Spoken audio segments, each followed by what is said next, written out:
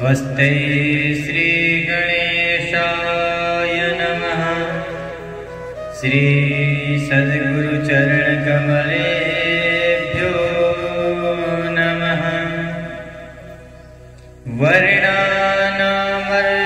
संघानां रसानां छन्दसामपि मंगलानां च कर्तारौ वन्दे वाणी विनायकौ।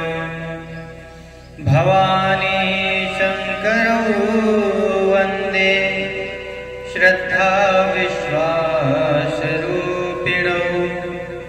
याभ्यां विना न पश्यन्ति सिद्धाः स्वान्तस्थमीश्वरम्।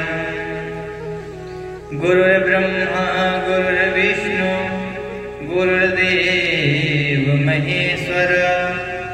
गुरुर्साक्षात् परब्रह्म तस्मै श्री गुरवे नमः। सच्चिदानंद रूपाय विश्वोत्पत्त्यादिहेतवे तापत्रय विनाशाय श्रीकृष्णाय वयं नमः। यं प्रव्रजन्तमनुपेतमपेतकृत्यं द्वैपायनो विरहकातरया जुहाव। पुत्रेति तन्मयतया तं सर्वभूतहृदयं मुनिमानतोऽस्मि। बोलिए भागवत महापुराण की, सुखदेव जी महाराज की जय। ओम परात्पर ब्रह्म अकारण करुणा करुणालय भक्तवांछा कल्पतरु तड़ित विनिंदित पीताम्बरधारी श्री बालकृष्णलाल की वांगमय प्रतिमूर्ति, ये भागवत महापुराण जिसका हम लोग श्रवण कर रहे हैं। हम लोगों ने कल के प्रसंग में श्रवण किया कि इस भूभाग को, इस पृथ्वी को किस प्रकार से 7 भागों में विभक्त कर दिया गया, जो 7 द्वीपों में विभक्त है। 7 द्वीपों को विभक्त करके उनका जो सीमा है वो पर्वत और समुद्र बनाए गए। उनमें से ये जो जम्बू द्वीप है, उन जम्बू द्वीप में 9 वर्ष हैं। 9 वर्ष में से 1 वर्ष है, वो है भारतवर्ष, जिसका पूर्व में नाम अजनाभ वर्ष था। परंतु इस वर्ष में महाराज भरत जैसे प्रतापी राजा होने के कारण इस वर्ष का नाम भारतवर्ष है। कई जगह वर्णन आता है कि दुष्यंत पुत्र भरत के कारण इस देश का नाम भारत पड़ा, परंतु भागवत में ऐसा वर्णन नहीं आता। भागवत में ये वर्णन आता है कि ऋषभ देव जी के पुत्र भरत जी के चरित्र के, भरत जी की उदारता के कारण इस देश का नाम भारतवर्ष पड़ा। उन्हीं क्रम में महाराज सुखदेव जी परीक्षित जी को 7 द्वीपों के बारे में बताते हैं कि सप्त द्वीप कैसे हैं, इनमें कौन कौन से पर्वत है, कौन कौन सी नदियां हैं, इनका स्वरूप कैसे है। 7 द्वीपों में विशेष प्रकार से जम्बू द्वीप और उससे में भारतवर्ष की विशेषता बहुत अधिकतर करते हैं। कहते हैं कि धन्य है भारत भूमि, गायन्ति देवा किल गीत गानी, धन्यास्तु ते भारत भूमि भाग्य। देवता लोग ये गान करते रहते हैं कि धन्य है भारत भूमि, धन्य है भारत भूमि, और धन्य है इस भारत के लोग जिनको ऐसे ऐसे संतों का संग करने का अवसर प्राप्त होता है। देवता लोग केवल और केवल भोग करते हैं,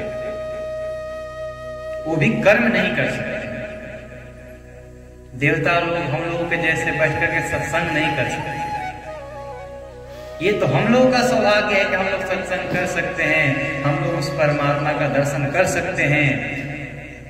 वो परमात्मा हम पृथ्वीवासियों को, और पृथ्वीवासियों में भी भारतवासियों को ही ये सौभाग्य दे रखे हैं कि तुम जप करो, तप करो, यज्ञ करो, संस्कृत पढ़ो, वेद पढ़ो।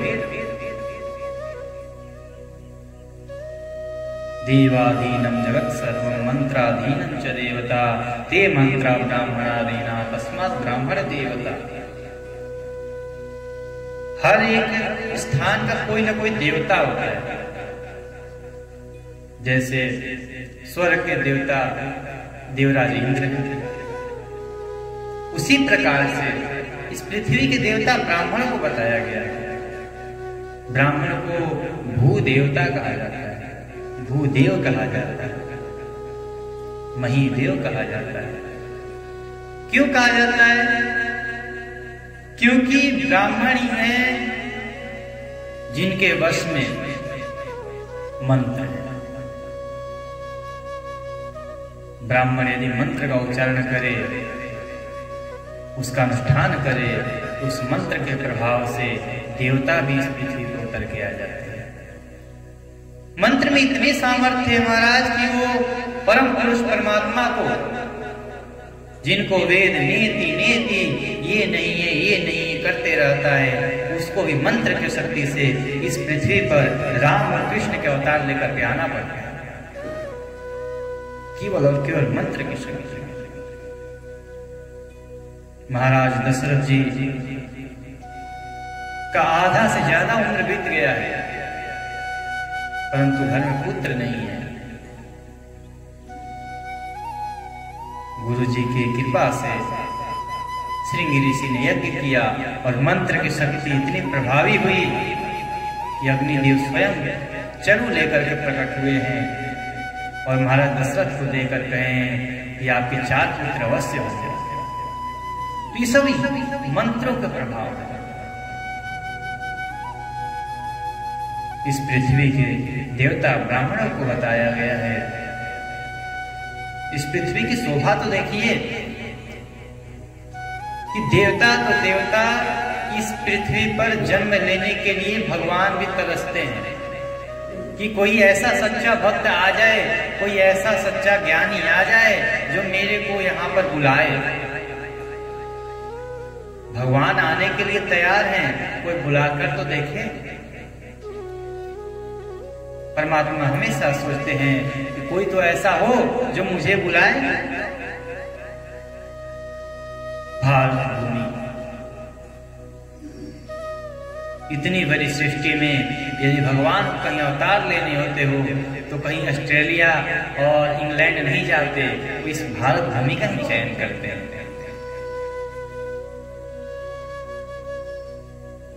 इस भारत भूमि में भगवान के 24 अवतार हुए।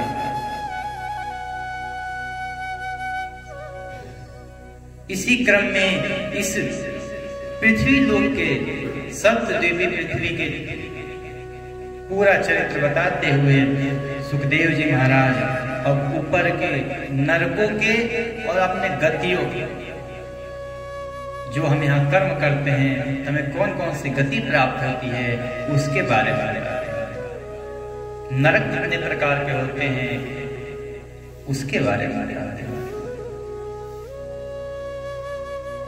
राजा परीक्षित ने पूछा, हे गुरुवर, लोगों को जो ये ऊंची नीची गतियां प्राप्त होती है उनमें इतनी विभिन्नता क्यों है?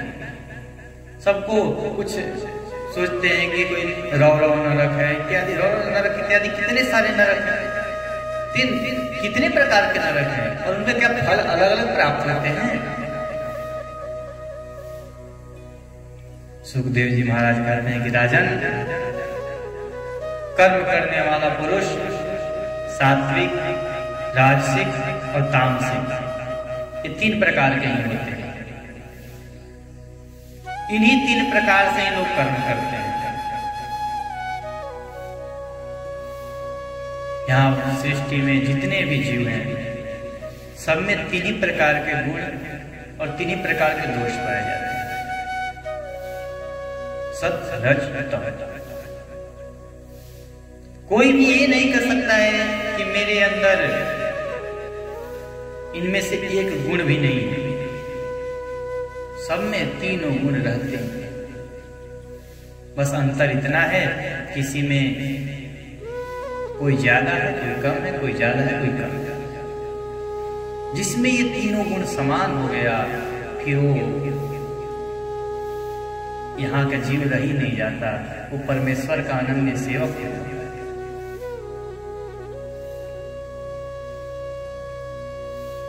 कहते हैं कि 3 प्रकार के लोग यहाँ पर विराजमान रहते हैं। उनकी श्रद्धाओं में भी भेद हो जाते हैं। कोई सात्विक रूप से सतोगुणी देवताओं का पूजन करता है, कोई तामसिक रूप से तमोगुणी देवताओं का पूजन करता है, कोई राजसिक रूप से रजोगुणी देवताओं का पूजन करता है। इस प्रकार अपने श्रद्धा के अनुसार लोग देवताओं का पूजन करते हैं और कर्म भी करते हैं।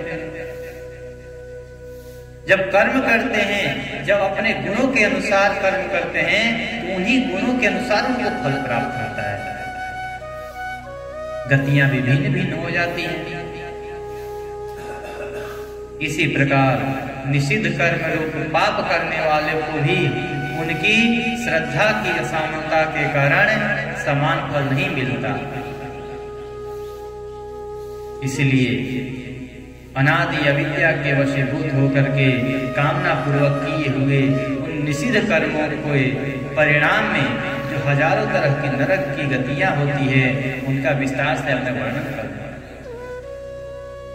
अब निषिद्ध कर्म क्या है महाराज? तो जो वेद ने मना कर दिया है कि ये कर्म नहीं करना है।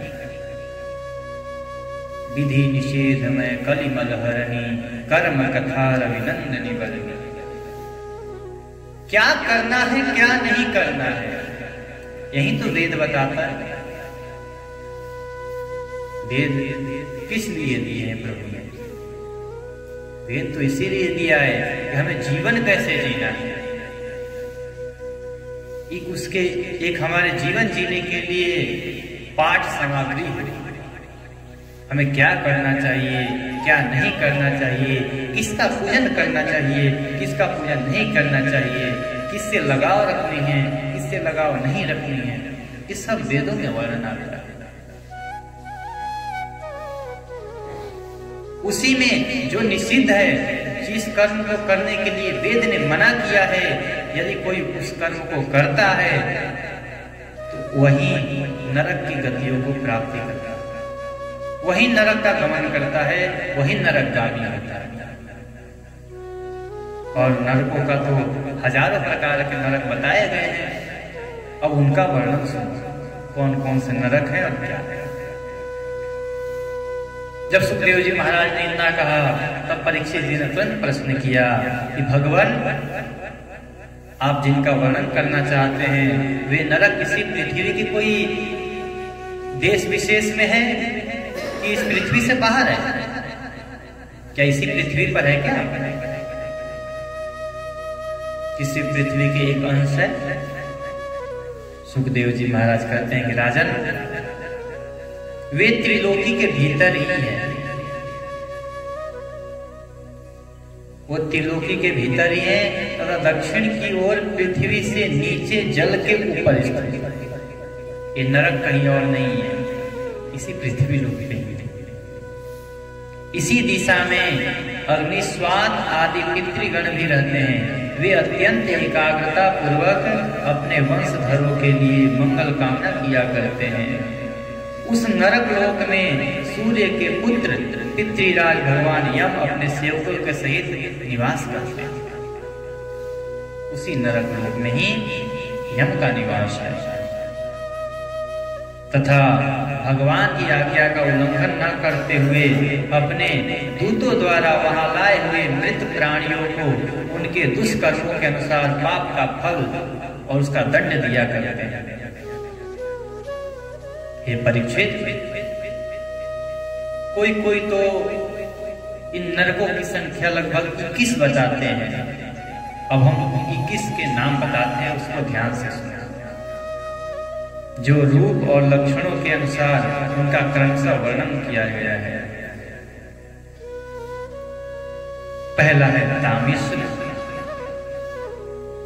उसके बाद अंधतामिश्र, रौरव, महारौरव, कुंभीपाद, कालसूत्र, असीपत्रवन, सुकर्मुख, अंधकूप, कृमि भोजन, चंदश, तप्त सुरमी, वज्रकंटक, शाल्मली, वैतरणी, पूयोद, प्राणरोध, विशसन, लालाभक्ष, सारमेयादन, अवीची और अयहपान।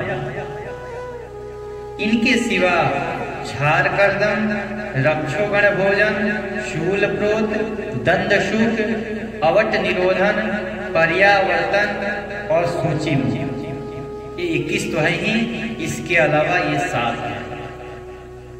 ये पूरे मिला करके 28 नरक बताए गए और इस 28 प्रकार के नरकों में अलग अलग प्रकार के प्राणियों को, जीवों को अलग अलग प्रकार की यातनाओं का भोग भोगना पड़ता है। कोई भी नरक में जाता है तो इन्हीं 28 प्रकार के ही नरकों में जाता है। अब कौन किस नरक में जाता है इसका वर्णन सुनिए।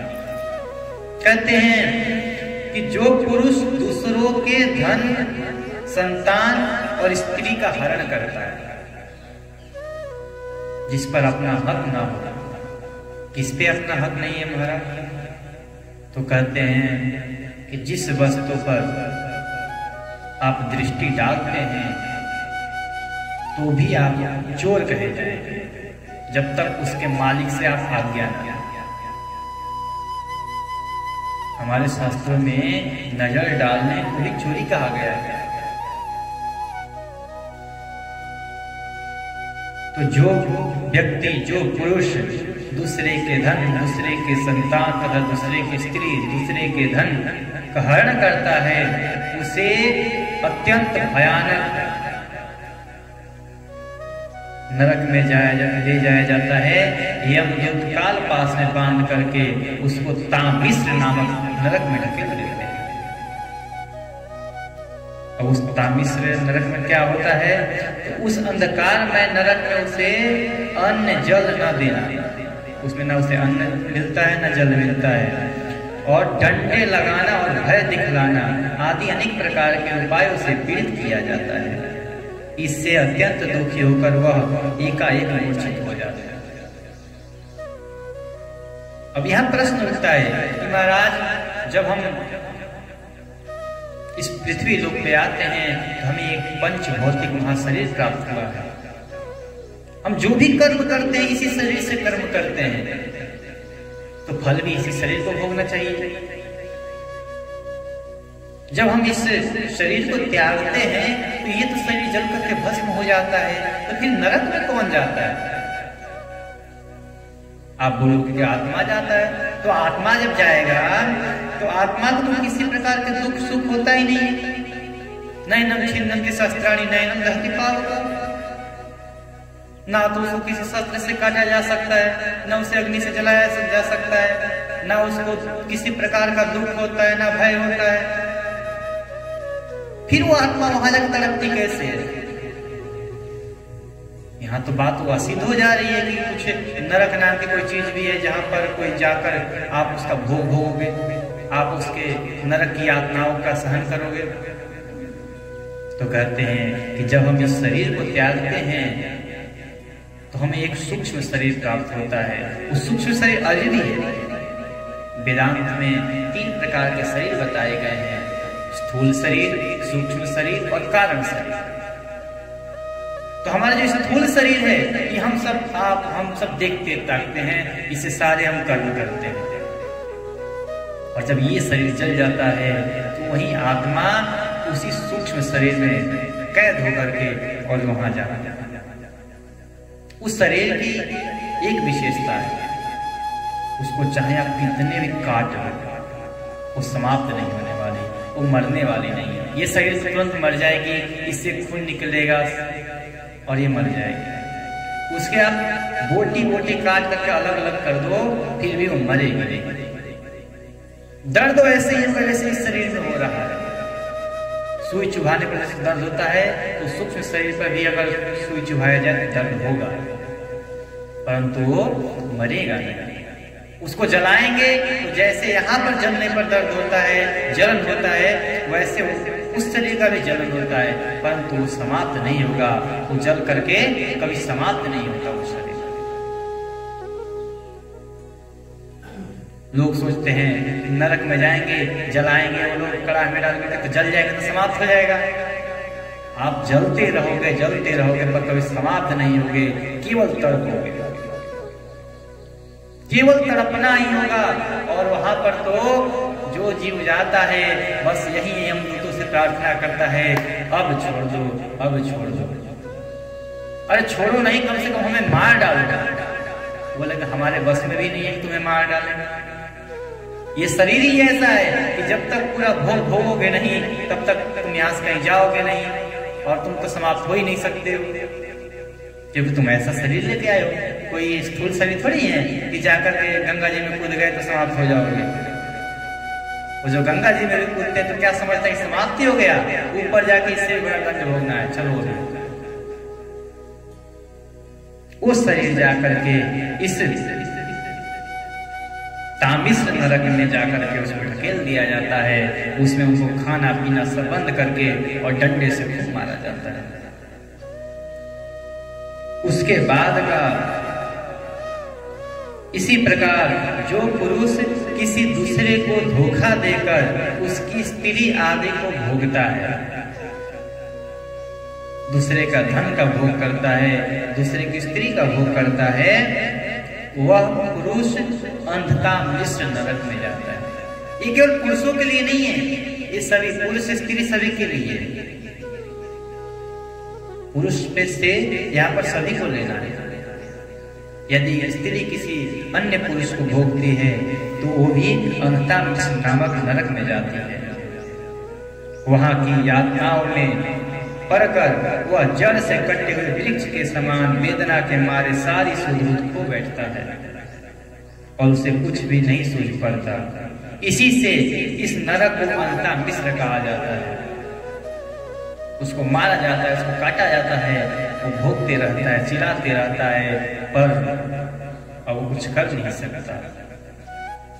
इसीलिए तो कहते हैं, हमारे शास्त्रों में कहा गया है, संत लोग कहते हैं कि जो करना है अपने जीवन को यही सुधार लो, वहां जाकर केवल और केवल पछतावा, पछतावा के अलावा कुछ नहीं प्राप्त होगा, केवल और केवल पछतावा। अगले तीसरा नरक के बारे में बताते हुए कहते हैं सुखदेव जी महाराज कि जो पुरुष इस लोक में यह शरीर ही मैं हूं, अहम, इस शरीर को ही अपना मानता है, ये स्त्री मेरी है, ये धन मेरा है, इस बुद्धि से, ऐसे बुद्धि से दूसरे प्राणियों से द्रोह करके कि तूने मेरा धन हरण किया, तूने मेरी स्त्री का हरण किया, इस भ्रम से रहता है, निरंतर अपने कुटुंब के ही पालन पोषण में लगा रहता है।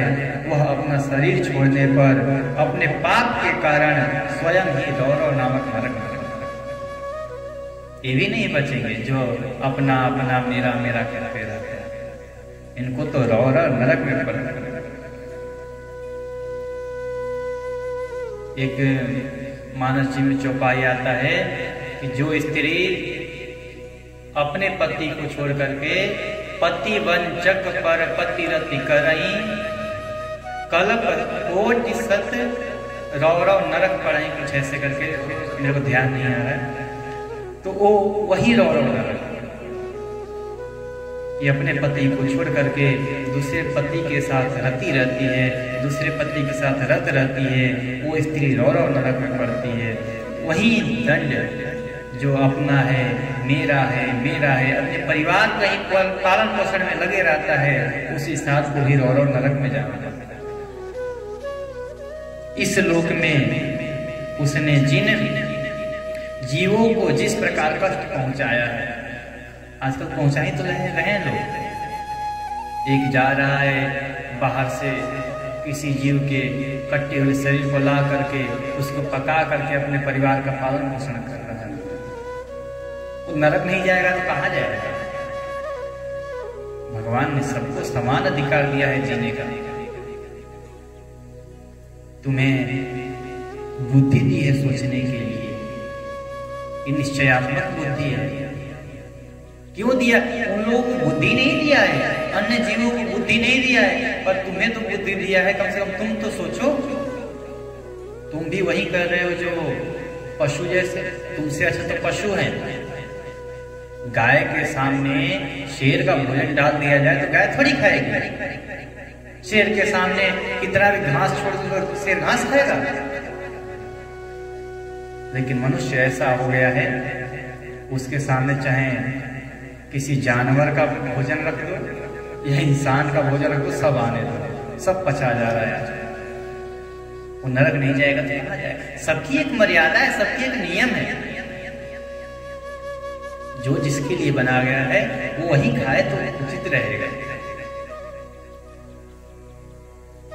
कहते हैं कि जीव जिस प्रकार अन्य जीवों को कष्ट पहुंचाता है, परलोक में यम यातना के समय आने पर वे जीव रूरू हो करके, रूरू एक कीड़ा है, उसे उसी प्रकार कष्ट पहुंचाते हैं।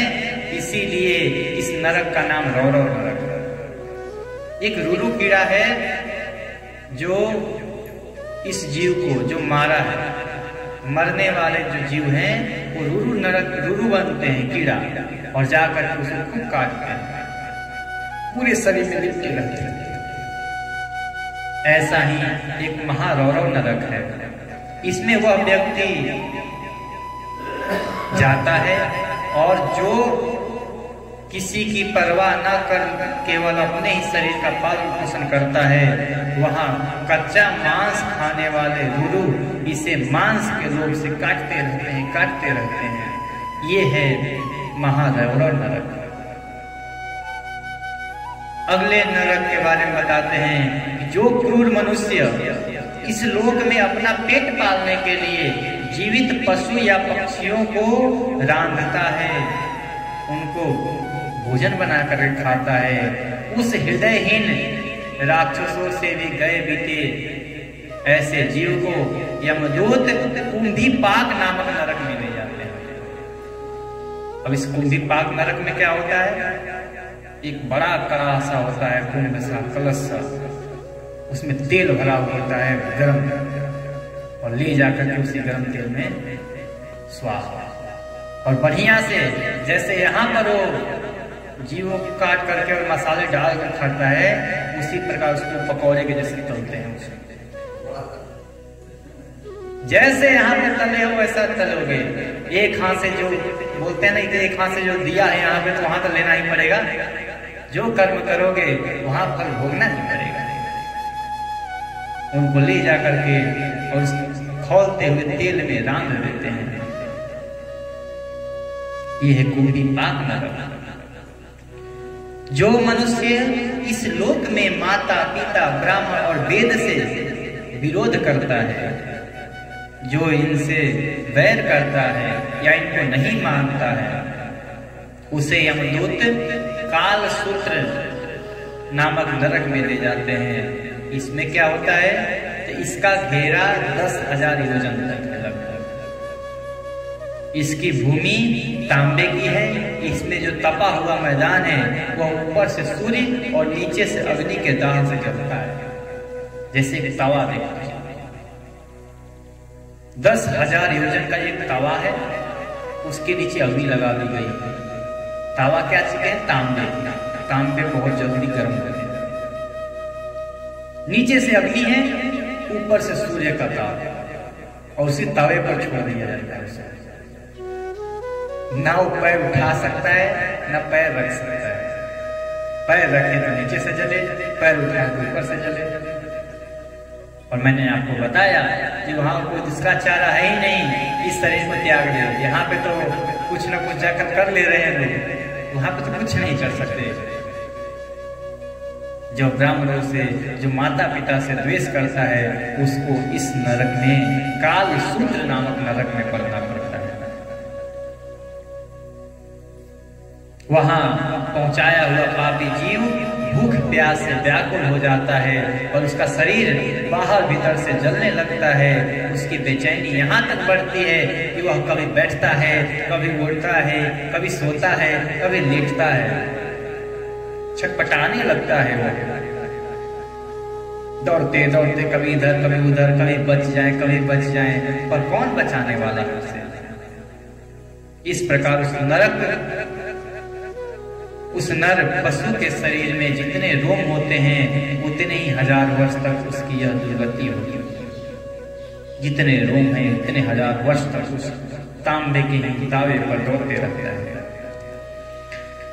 आगे के नरक के बारे में बताते हुए सुखदेव जी महाराज कहते हैं कि जो पुरुष किसी प्रकार की आपत्ति न आने पर भी अपने वैदिक मार्ग को छोड़ करके अन्य पाखंड पूर्ण धर्मों का आश्रय लेता है, उसे यमदूत 80 पत्र वन नरक में ले जाते हैं और वहां ले जाकर के कोड़ों से खूब पिटाई होती है। जब मार से बचने के लिए वह इधर उधर दौड़ता है, तब उसके सारे अंग तालवन के, तलवार के समान पौने पत्तों से, जिनमें दोनों ओर धार होते हैं, टुकड़े टुकड़े कर देते हैं। मैंने आप लोगों को बताया, चाहे उस शरीर को कितना भी काट लो समाप्त नहीं होता है। तब वह अत्यंत वेदना से हाय मैं मरा तो करते रहता है, पर मरता नहीं। खूब चिल्लाएगा। जरा इसको ध्यान से सुनिए, उनकी आवाज को, उनके चीखों को क्या हालत होता होगा वहां पे। इस प्रकार चिल्लाता चिल्लाता वो एक कदम बढ़ता है, फिर मूर्छित होता है, फिर कोड़े बैठते हैं, फिर खड़ा होता है, एक कदम चलता है, फिर मूर्छित होता है।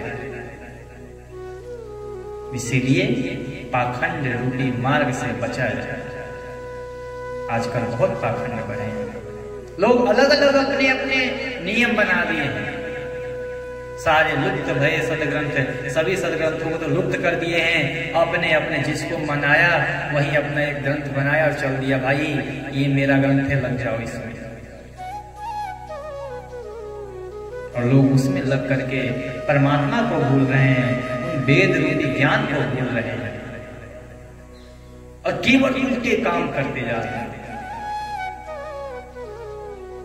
जिसको जो आया, अब हमारे संस्कृति में, हमारे सभ्यता में बहुत ऐसे नियम हैं जिसको मानना चाहिए, मानना पड़ेगा। हमारे में कहा गया है किसी ना बेजुबान जानवर का हत्या नहीं करना है। अब जो जिनका मन है कि बेजुबान जानवर को खाएं, एक उठा, एक अपना पुस्तक बना दिया, भाई देखो मेरी इस पुस्तक में लिखा है कि बेजुबान जानवर को भी खा सकते हो। अब जितने बेजुबान जानवर को खाने वाले थे तुरंत भगते गए उसके पास। अच्छा तुम्हारे में ऐसा है, हम आते हैं, चले।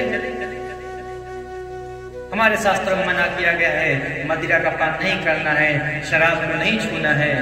एक ने अपने पुस्तक में लिख दिया कि हमारे सभ्यता में, हमारे संस्कृति में शराब पीना मान लो अमृत पीने के जैसा है। अब इतने शराबी कबाबी थे, सब पहुंच गए वहां। अब इनका क्या होगा, यही तो भोगना पड़ेगा इनको। इसीलिए कहते हैं इन पाखंडों से बचिए। जब तक इस शरीर में शक्ति है तब तक अपने धर्म पर टिके रहिए। जब इतिहास सुनते हैं तो कितने बड़े इतिहास हैं कि लोग इतने आतताई आए अपनी सभ्यता, अपनी संस्कृति बचाने के लिए अपने शरीर तक को त्याग दिए, पर अपनी सभ्यता को नहीं छोड़े, अपनी संस्कृति को नहीं छोड़े।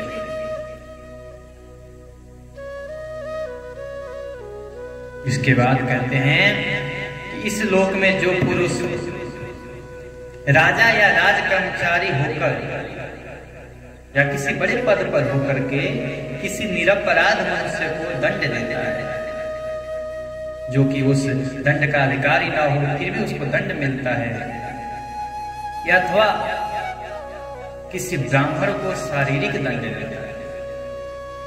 ब्राह्मण को शारीरिक दंड देने का अधिकार नहीं है, चाहे ब्राह्मण कितना भी बड़ा अपराध कर दे, उसको शारीरिक दंड और मृत्यु दंड तो देना ही नहीं चाहिए।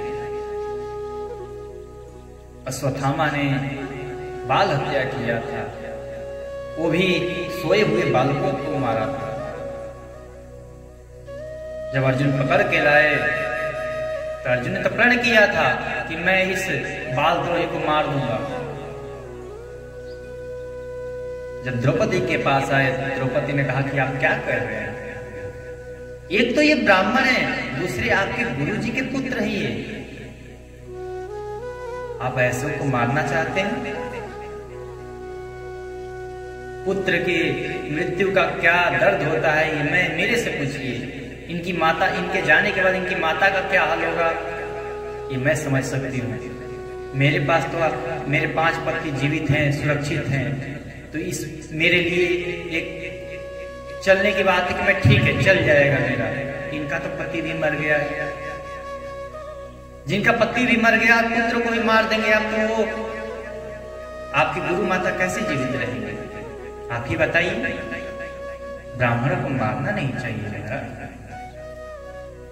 भीमसेन बोले कि ब्राह्मण को मारना नहीं चाहिए, परंतु निरपराध बालकों को मारा ही है और बाल हत्या करने वालों को छोड़ना भी नहीं चाहिए। आतताई को सीधा मार ही देना चाहिए। सब लोग भगवान श्री कृष्ण की तरफ देखने लगे। गोपाल जी मुस्कुरा करके बोले कि देखो दोनों का बात सही है।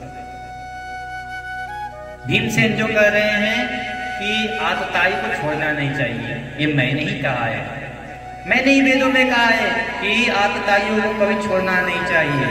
जो हमारे देश के लिए, जो हमारे परिवार के लिए और जो हमारे संस्कृति के लिए घातक हो, जो इनका नाश करता हो, उनको तो कभी जीवन में नहीं छोड़ना चाहिए, उनको तो प्राण दंड ही देना चाहिए। परंतु अभी जो कल्याणी, जो कृष्णा, जो द्रौपदी ने कहा कि ब्राह्मण को तो कभी मारना नहीं चाहिए, तो अश्वत्थामा तो ब्राह्मण है, इनको कैसे मार सकते हैं? अर्जुन की तरफ देखते हुए बोले कि पार्थ ये दोनों आज्ञा मेरे हैं, अब इन दोनों आज्ञा को पालन करना है, तुम दोनों आज्ञा को पालन करो। कैसे करते हैं? भगवान श्री कृष्ण के अनन्य सेवक, एकदम पक्का चेला है अर्जुन, अपने गुरु जी के इशारे को समझ गए। बोले ब्राह्मण को मारना तो नहीं चाहिए, परंतु ब्राह्मण का वो पदवी छीन लो या उनका थोड़ा सा अपमान वहां पे कर दो, चला जाएगा।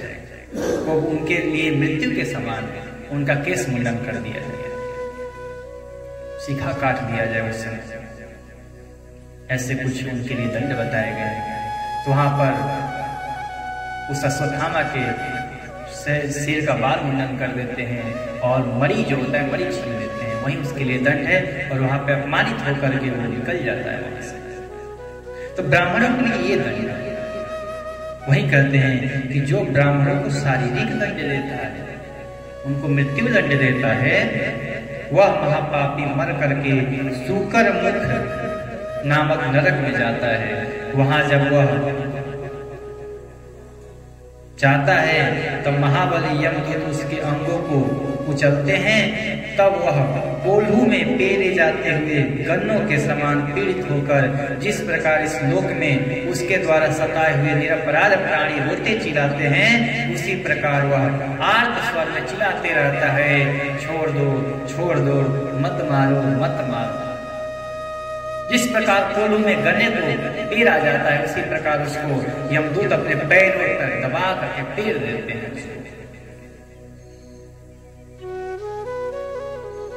आगे कहते हैं कि जो पुरुष इस लोक में खटमल आदि जीवों की हिंसा करता है, हमारे देखिए इस शास्त्र की कितनी बड़ी महिमा है, यहां तक कि खटमल को भी नहीं मानता, चिट्टी पर्यंत खटमल आदि जीवों का जो हिंसा करता है वह उनसे द्रोह करने के कारण अंधकूप नामक नरक में जाता है, क्योंकि स्वयं भगवान ने ही रक्तपान आदि उनकी वृत्ति बना दी है।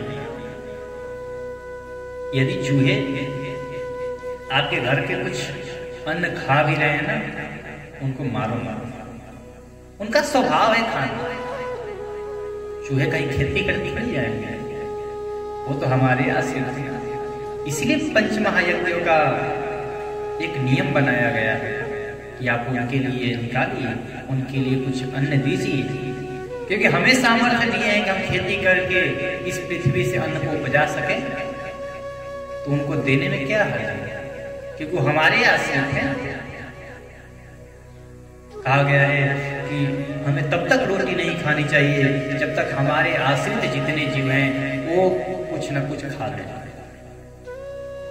पहले उनको खिलाकर ही हमें भोजन करेंगे।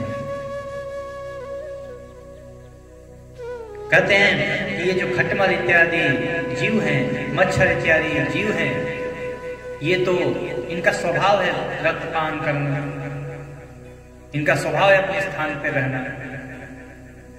आप उसका सफाई साफ सुथरा रखिए तो नहीं रहेंगे होगी। उनकी वृत्ति है और उन्हें उसके कारण दूसरों को कष्ट पहुंचाने का ज्ञान भी नहीं है, किंतु मनुष्य की वृत्ति भगवान ने विधि निषेध पूर्वक बनाई है और उसे दूसरों के कष्ट का ज्ञान भी है। वह वे पशु, मृग, पक्षी, सांप आदि रेंगने वाले जंतु, मच्छर, जू, खटमल और मक्खी आदि जीव जिनसे उसने द्रोह किया था, उसे सब ओर से काटते हैं। इससे उसकी निद्रा और शांति भंग हो जाती है और स्थान न मिलने पर भी वह बेचैनी के कारण उस घोर अंधकार में इस प्रकार भटकता रहता है जैसे रोगग्रस्त शरीर में जीव छटपटाया रहता है। कोई ज्यादा रोगी हो जाता है तो केवल कहता है कि अब मुझे मुक्ति चाहिए, मुक्ति चाहिए, इस शरीर को त्याग दो। वैसे वो जीव उस अंधकार में, उस अंधकूप नरक में भटकते रहता है। जो मनुष्य इस लोक में बिना पंच महायज्ञ किए, अभी पंच महायज्ञ के बारे में मैंने बताया, जो मनुष्य इस लोक में बिना पंच महायज्ञ किए तथा जो कुछ मिले उसे बिना किसी दूसरे को खिलाए दिए खा लेता है, उसे कौवे के समान कहा गया है। वह परलोक में कृमि भोजन नामक निकृष्ट नरक में गिरता है, कृमि भोजन नामक नरक में जाता है। इसीलिए पंच महायज्ञ तो सभी को करना चाहिए। पंच महायज्ञ क्या है? ब्रह्मयज्ञ, देवयज्ञ, पितृयज्ञ, बलि वैश्वयज्ञ और भूतयज्ञ या अतिथि यज्ञ। इसको भूतिया का अतिथि यज्ञ दोनों का, तो ये पंच महायज्ञ कहे गए हैं। ये नित्य ही सभी देहधारी मनुष्य को करने ही करने। ब्रह्म यज्ञ क्या है? भगवान का स्मरण करिए, प्रातः होते ही भगवान का धन्यवाद करिए। हे परमात्मा, आपकी कृपा से ही हम कल सायंकाल में शयन किए थे, कल रात्रि काल में शयन किए थे और आज ये प्रातः काल में उठ गए हैं, इसमें आपकी ही कृपा है। ना जाने इस रात में, इतने बड़े सृष्टि में कई तो रात को सोए में उठे ही नहीं। आपकी कृपा ही तो है कि हमें आपने उठा दिया सुबह में, हम उठ गए और फिर अपने कर्म में लग जाएंगे। पहले उस परमात्मा का धन्यवाद, फिर परमात्मा का चिंतन, फिर परमात्मा का नाम जप, संध्योपासन इत्यादि जो जो जिसके लिए कर्म बताए गए अपने कर्म में लगे। ये ब्रह्म यज्ञ हो गया। वेद का पाठ करें, ब्रह्म यज्ञ है, देव यज्ञ। हम देवताओं का पूजन करें, यज्ञ करें, यज्ञ द्वारा देवताओं को आहुति दें, ये देव यज्ञ है। पितृयज्ञ, पितृयज्ञ कोई ये नहीं कि जो इस लोक को छोड़कर चले गए उन्हीं का पूजन। सबसे बड़े पितृ देवता तो आपके घर में माता पिता हैं, उनका पूजन, उनका अर्चन।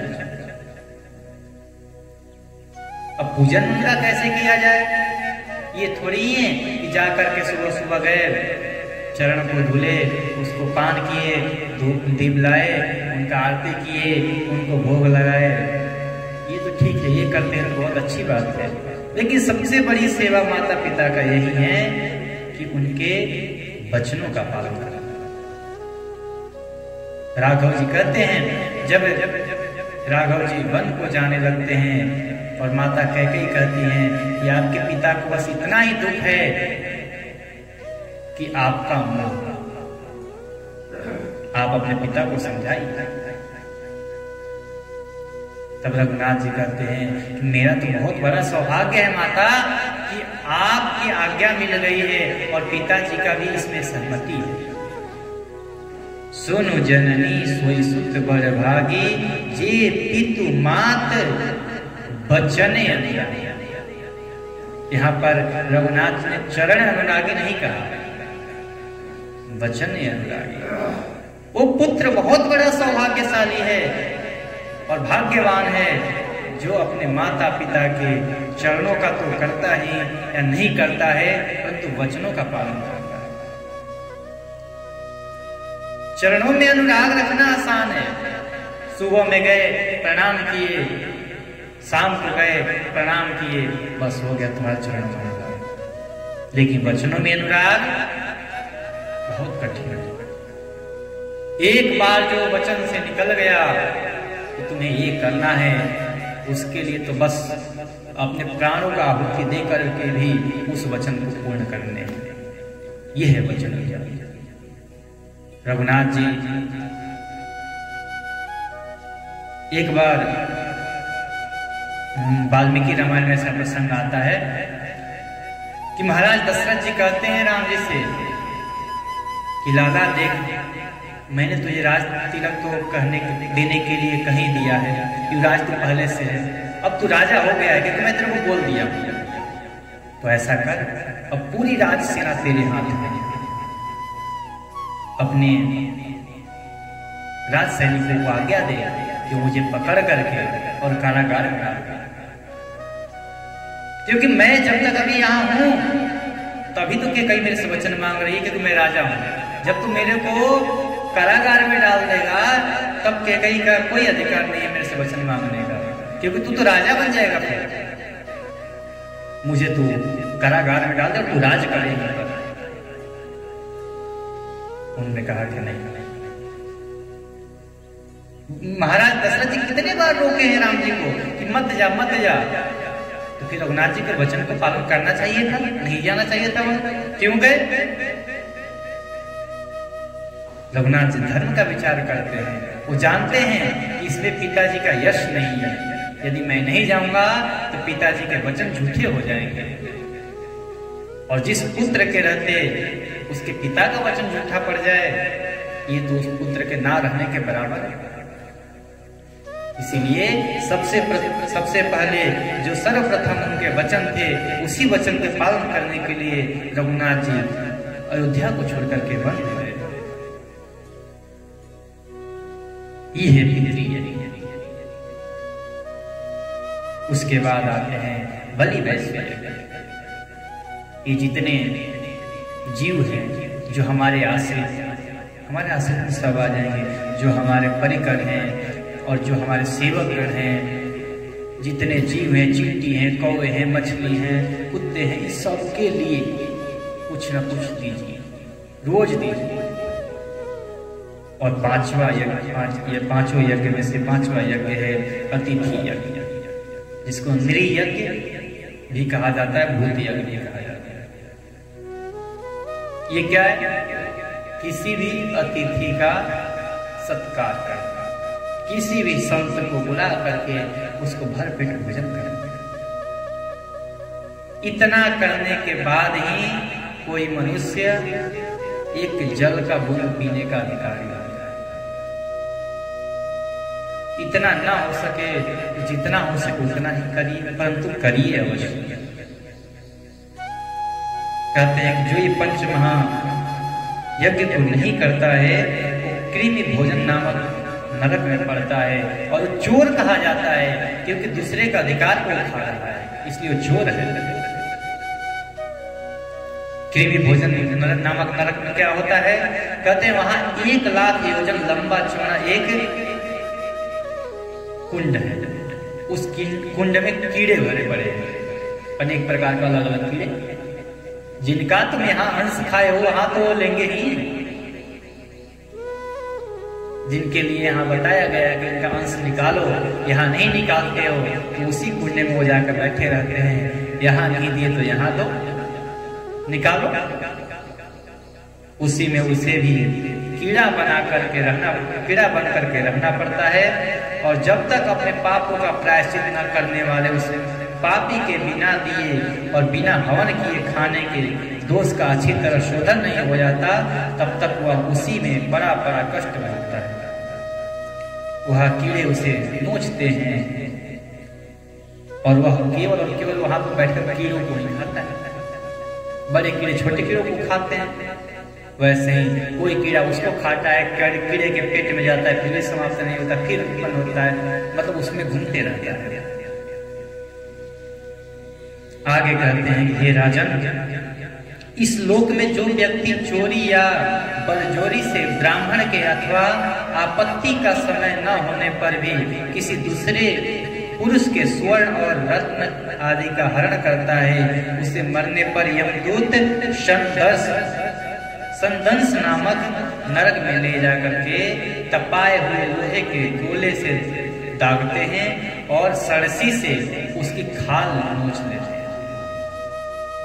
जो किसी ब्राह्मण का धन लेता है या किसी ऐसे लोग का धन लेता है जिसका नहीं लेना चाहिए। इसमें एक दहेज भी आता है, इसमें पोस्ट में दे रखे हैं कि जो दहेज भी लेता है, दहेज लेना चाहिए, परंतु दहेज वही लेना चाहिए जो कन्या का पिता दे, अपने मन से नहीं। उसमें हमें इतना चाहिए तो हम विवाह करेंगे। क्या बच्चों को बेच रहे हो, सौदा कर रहे हो? वो कन्या दे रहा है, अब क्या देगा? उसके थोड़ा स्थिति पर तो देखो, स्थिति पर विचार करो, वो कितना बड़ा चीज दान कर रहा है आपको। कन्यादान बोलते हैं कि कन्यादान सर्वदानों प्रधान, सभी दानों में प्रधान है कन्यादान। वो कन्यादान कर रहा है, फिर भी आप एक छोटे से धन के पीछे पड़े हो कि धन मिल जाए। ऐसे लोगों को सड़सी से वहां पर चमड़े खींचे जाते हैं। इस लोक में यदि कोई पुरुष अगम्य स्त्री के साथ संभोग करता है अथवा कोई स्त्री अगम्य पुरुष के लिए विचार करती है तो यमदूत उसे तप्त सूर्मी नामक नरक में ले जा करके कोड़ों से पीटते हैं तथा पुरुषों को तपाए हुए लोहे की स्त्री से, एक लोहे की स्त्री हो जो बिल्कुल गर्म हो, उससे ले जाकर के आलिंगन करवाते हैं। जो पुरुष इस लोक में पशु आदि सभी के साथ व्यभिचार करता है उसे मृत्यु के बाद यमदूत वज्र कंटक शालमती नरक में गिराते हैं और वज्र के समान कठोर कांटों वाले सेमर के वृक्ष पर चढ़ा करके फिर नीचे की ओर खींचते हैं।